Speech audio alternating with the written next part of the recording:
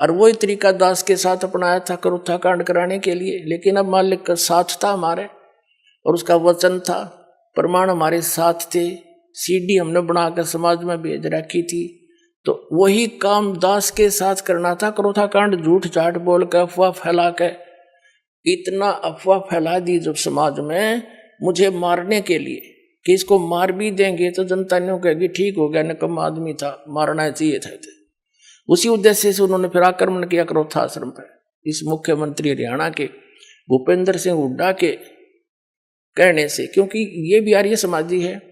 और महर्षि दयानंद की पोल खोल दी, मैंने वेदों से तुलना कर दी उनके सत्यार्थ प्रकाश की, और इतना ही कहा था भाई आप इसको सत्यार्थ प्रकाश महर्षि दयानंद का लिखा हुआ मानते ही हो।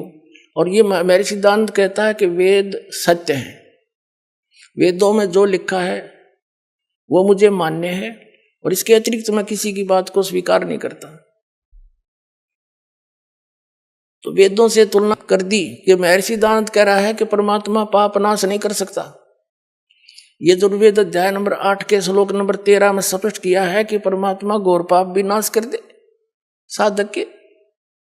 फिर वो भगवान के साथ जो पाप है नाश नहीं कर सकता, वो साबुन के साथ जो मैल नाश नहीं कर सकता, फिर साबुन भी क्यों कहते हैं उसको। ऐसे इसके ढेर सारे प्रमाण वेदों से ही कैंसिल कर दिया। ये कति फ्यूज हो गया। इन आचार्यों ने पता चला कि ईब तुम्हारी रोजी रोटी जावेगी, जय हमारे अनुयायियों को पता लग गया। इसलिए इन्होंने उनकी जनता का दिमाग बदलने के लिए मेरे को बदनाम करा, छक के इतना बदनाम कर दिया कि घर के भी नफरत कर दिया आदमी थे, जो इतनी भी झूठ होती हमारे अंदर। लेकिन आज वही रामपाल है, शिखर में जाएगा यो ज्ञान। हाँ, पता लग जाए सबको।